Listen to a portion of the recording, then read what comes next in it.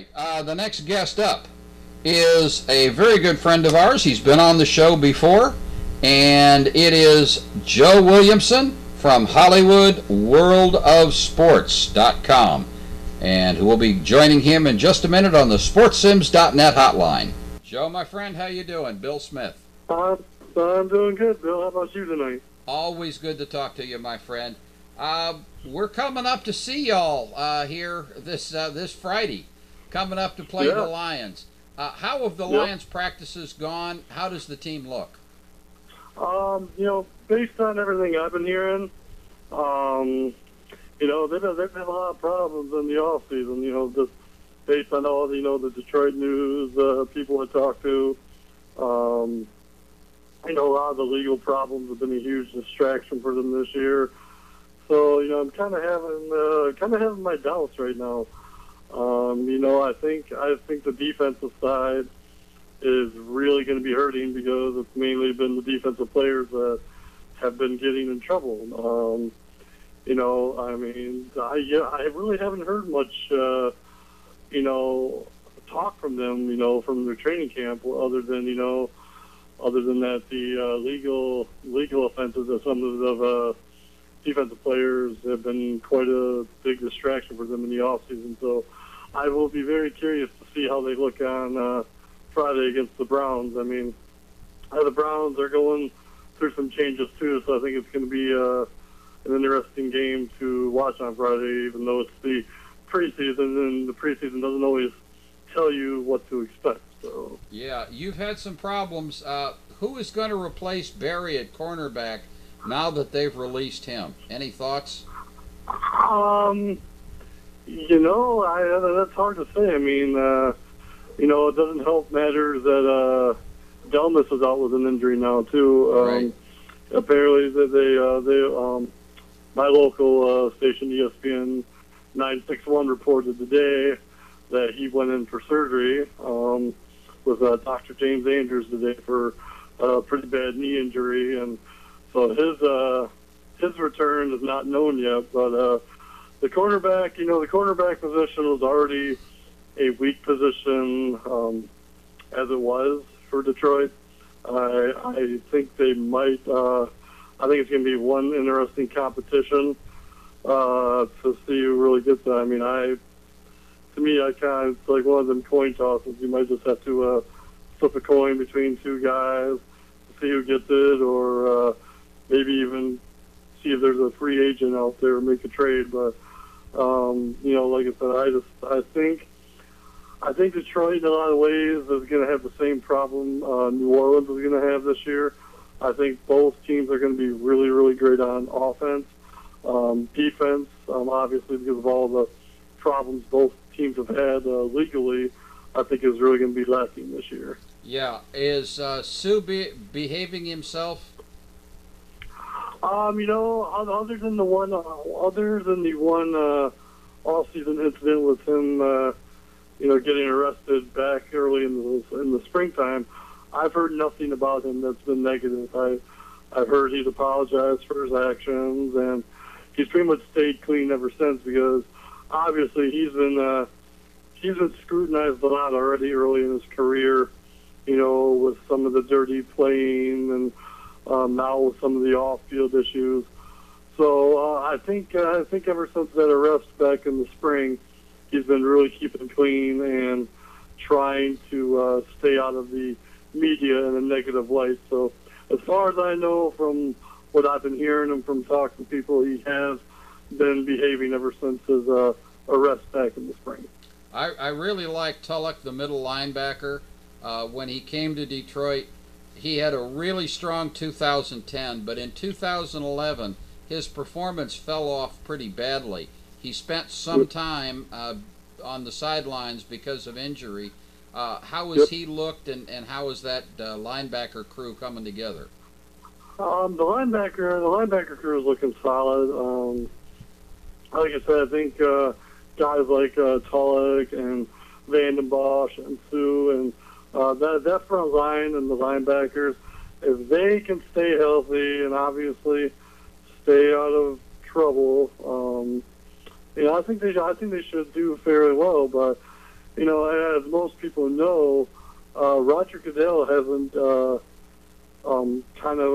named any punishments for any of the Lions that have gotten into trouble yet, because he's been dealing with all of the New Orleans Saints garbage that has been transpiring in this offseason. So whether he decides to discipline Sue or discipline any of the other Lions, I think that'll have a tremendous effect on the entire Detroit defense as a whole. So, but if they stay healthy and stay out of legal trouble and, don't get suspended for a lengthy period, I think the defense could come around in the end. Like I said, their defense has been a huge distraction. So, in terms of off-season legal issues, so I will be very curious to see how some of these defensive players handle themselves, and I'll be even more curious to see if Roger Goodell, lays down some sort of punishment. Absolutely, and we're all holding our breath, waiting for that other shoe to drop, because we've had a problem with Hayden. He's failed a drug test because of a drug that was normally prescribed for hyperactivity, but we'll see how that transpires too. Stafford, go ahead. Oh, good. Well, the thing with suspensions though is Roger Goodell is going to have a hard time suspending people for a lengthy period now because of this whole, Jonathan Vilma situation. Obviously, as we all know, Vilma from the New Orleans Saints was originally supposed to be suspended the entire year, and now it seems like Goodell is backing up and almost admitting that he was wrong in some of the things he said, and is willing to reduce Vilma's suspension to 8 games. And to me, if Goodell, reduces his suspension, it's going to set a precedent. Other players are going to like, well, you reduced Vilma's suspension for something that was, legally and immorally wrong and goes against everything that the NFL rules stand for. So, it's going to be interesting to see if more players fight these suspensions because of what Jonathan Vilma is doing. So, I'm really curious to see how all that turns out. Stafford last year had a really solid season, and he was healthy most of the year. How does he look so far in practice? I've like I said, I've been watching some of their training camps online and some of the footage, and Stafford looks great. I mean, he had a healthy year last year for the most part, and he looks really healthy again. And obviously, re-signing Kelvin Johnson was a huge achievement for the Lions, in my opinion. And I really think the combination of Stafford and Johnson are going to be really great again. Stafford's amazing. I had my reservations about Stafford his first couple of years because of all the injuries, and I thought he might have been a wasted pick because it seemed like every time he was getting hit, he was getting injured. And I think I think now that he's healthy and he's durable, he's going to be a top 5 quarterback in the NFL, and I think this year you could easily see him throw close to 4,000 yards again. And it's like I said, I'm impressed with the guy. Like I said, as long as he stays healthy, he's going to be an elite quarterback in the NFL, and I think we're going to see another good year out of him. So. Yeah, but he needs a running game, and I know Best is his issues of injury are still a problem. How is he doing, and who would replace him if he can't go? Well, Jahvid Best, obviously we know he had his share of injuries. As far as I know, early reports are saying he's pretty healthy. Obviously, I think he's one of them guys that's never going to be totally at 100%.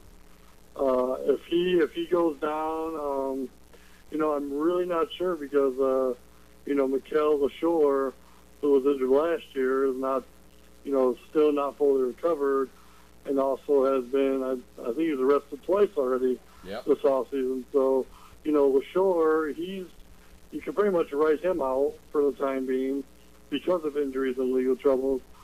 So, other than Best, it's really hard to say. I mean, I know they had, I think it was Kevin Rogers last year for a little bit, and he did okay, but he's not the caliber of a Jahvid Best. When Jahvid Best is healthy and playable, I think he's one of the best running backs in the league. I mean, he can, if he breaks away from a tackle and gets free, he's gone. You can't catch him. Yeah, and absolutely. so, I really think, the running back position is going to be an issue if Jahvid Best can't stay healthy. Yep. Obviously, re-signing Johnson was huge at wide receiver. At this point, do they have anybody that can take any of the heat off of him? I think if Nate Burleson can have a great year again, I think Burleson could be a bigger weapon than what he was last year. He made some huge plays in certain games that weren't expected. I honestly think that, if they target him more, you could see the whole offense just change. The problem is obviously Kelvin's the big guy and most of the focus is on him. So, if they can start focusing on guys like Nate Burleson and, Titus Young and the two tight ends they have, I mean, that's one thing about Detroit. They don't just have one tight end that's good. No, they have two right. tight ends. They got Scheffler and Pettigrew. So maybe start putting two tight ends and on a play. I mean, a lot of people don't really see that happening, but both tight ends are definitely worthy of starting and playing time. So maybe using their two tight ends more might help their cause as well to kind of take some of the pressure off Kelvin. Yep, absolutely. How's the offensive line holding up? They pretty much kept everybody from last year. I don't think they really lost anybody. If they did, I don't think it was anybody that was huge that made an impact. From what I'm hearing, the offensive line was pretty healthy.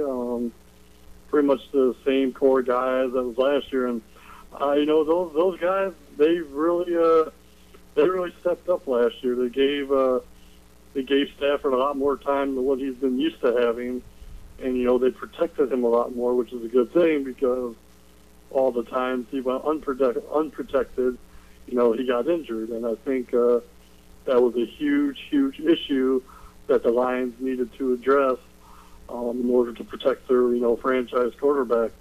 Yeah, absolutely. And so like I said, I don't see any problems really with the offense. Their defense, though, I mean, with all the legal troubles, because it's just not one defensive guy that, has been having legal troubles. It's a few of them, a few key ones, I might add, too. And, in terms of, like, controversy and, being under scrutiny, there's three teams I'm kind of watching for this year to see what happens to them. Obviously, the Saints are one of them. The Lions are the other, and the third team is the Jets. There's been a lot of BS going on in the Jets camp this year. So Yeah. I'm actually a Jets fan and a Panthers fan. So those are two teams I watch very closely. I was just hearing all the stuff from Jets camp kind of makes me wonder what's going to happen with them as well. Yeah, that's it. That's the screwiest organization that I've ever seen in terms of management. Overall, what do the Lions expect this year? And do they feel this is a team that can challenge the Packers for supremacy in the NFC North? I think the Packers are still probably going to be the dominant team in the NFC North. Their defense has pretty much remained the same, with the exception of loss of a couple players. But they still got guys like Clay Matthews and, A.J. Hawk, who are pretty much the heart and soul of the defense there. Offense, Aaron Rodgers, a lot of people say he's the best quarterback in the NFL right now. I think at best the Lions could finish second place in the NFC North. It really, like I said, the main thing right now is the legal issues with the defense and the health of their running backs. Those, to me, are going to be the two determining factors of the Lions this year. If their defense can get the legal issues worked out and the running backs can stay healthy, I could see the Lions taking the top spot. But that they're going to have to play really good. They're going to have to stay out of trouble, stay healthy, protect Matthew Stafford, obviously, and they're really going to have to focus on football and not these other issues that have been going on. I think they will finish second or third, though. Realistically, I do see them getting a wild card spot in the playoffs. I don't really see them contending like I think they should have. I think if they would have not had any distractions this offseason or, wouldn't have any injuries to the running back right now, I could see them as a serious contender in the NFC. But I do believe they will finish second or third in the NFC North and the best get a wild card spot. That'll be fun to watch. I am really a very strong Lions fan behind my Browns, the Browns and the Bills primarily, but I also like the Lions and hope they do well this year. Not so well Friday. Yep. You're a lot like me. You're just not like a favorite to one team. Like I said, my favorite team has always been the Carolina Panthers, dating all the way back to when Kevin Green started with them. I was a huge Kevin Green fan, and I like the Panthers' future big time. I think if Cam Newton can have another season like he did his rookie season, I could see the Panthers being a contender at some point within the next couple of years. And the Jets, like you said, they're probably the most screwy organization out there in football.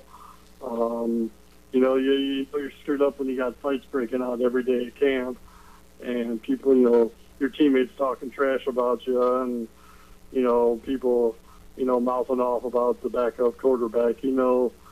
Something's screwed up when all that's going on. But I follow the Lions, because like I said, they're the hometown team, and people like to get my opinion on them. But those are the three teams I mainly watch every year: the Lions, Panthers, and Jets. And I think all three teams are going to have three very interesting seasons in three different ways. So I'd be curious to see. I mean, right now, I'll be honest with you, football still a little bit on the back burner for me. I'm kind of still in baseball mode with the Tigers and everything. So, but football is starting to, creep into my mind as, starting to focus more on that. So it's going to be an interesting year for sure. Well, we in Cleveland are really excited about Major League Baseball. If we ever get a Major League team, it would be even more fun. It's kind of hard to really, knock the players of Cleveland because, when beginning of the year, they started off so great. And, I think a lot of the blame, for the Indians belongs in the front office. Yep. They, to me, should have made some moves before the deadline, way before the deadline, because they were still in contention. The White Sox made some great moves. Getting Francisco Liriano, I thought was genius. I hate the White Sox with a passion, obviously, being a Detroit Tiger fan. But when I saw that they got Francisco Liriano, I was like, well, you know what? They're going to compete. I thought Detroit's move for Omar Infante and Anibal Sanchez was really great. To me, I don't felt that they gave up very much because Jacob Turner wasn't doing all that great in the pros to begin with, and I think You know, it's funny. People always jump on the Tigers whenever they get rid of prospects. I remember when Miguel Cabrera, we traded, you know, Cameron Maven and Andrew Miller and, you know, our two top prospects. I mean, when you look back at it now, 6 years later, what have Andrew Miller and Cameron Maven done Nothing. compared to what Miguel Cabrera's done? Absolutely. Well, You know, Miguel Cabrera is a serious MVP contender every year. absolutely. Well, tell us about your site, HollywoodWorldOfSports.com. Yep, Hollywood World of Sports. The blog I started way back in September of 2004. I pretty much cover any, you know, sports issues that are going on. I also cover, you know, pro wrestling because I'm a huge pro wrestling fan. I do a lot of DVD reviews. There's always a lot of wrestling documentaries that come out that people want to hear about. I also do video game reviews for like sports video games. I just actually did a review on NCAA College Football 13, which is a really great game, by the way. I would recommend picking it up if you're a college football fan. I pretty much cover, you know, like milestones and you know, controversial issues and things of that nature. You know, like I tell people, if you want to go to a box score, you know, go to ESPN because that's not what I'm about. You know, you can get game information anywhere. I want to talk about, you know, I usually talk about the real hard-hitting controversial issues that people like hearing about, and usually I will play devil's advocate. I usually don't go with the popular opinion. You know, most people that see my website know that my motto is controversy doesn't come without criticism, and I believe that to be very true because anytime I say controversial things, I get criticized, and I absolutely love it because it kind of feeds my fire even more. And I just love interacting with other sports fans. You know, I got a page on Facebook, and you know, I'm on all the social, you know, media networks, and you know, the website, you know, it's starting to come around. It's like I said, it started off as a blog on, you know, Blogger, but now it's turned into a pretty much full-fledged sports media website. And I like I said, it's all about interaction with me. If I can interact with other sports fans from around the country and even around the world, you know, it's good. It's fun to have those fun debates because, like I tell people, you know, this time of year, all you're hearing about is politics and, you know, stuff like that. And I'm not a politics person. I always tell people, if you want to talk politics, go talk to somebody else. If you want to talk sports, we can talk for hours. Because I think, you know, you don't get your feelings hurt as much in sports debates as you would do in political debates. And I'm very passionate about sports. I think, you know, it's a good way to, you know, if you have emotion about something, to, you know, get it out by talking about sports, because I think, you know, being passionate about sports is a very healthy thing. And, you know, I just want to continue, you know, talking about issues that really matter in sports and, you know, still being able to interact with, you know, my readers and viewers and, you know, just being able to talk about sports with a, you know, general person who just loves sports. So that's really what it's about. You know, like I said, I cover everything from basketball to golf to bowling to, you know, hot dog eating contests. So that's pretty much what it's about, just being able to interact with,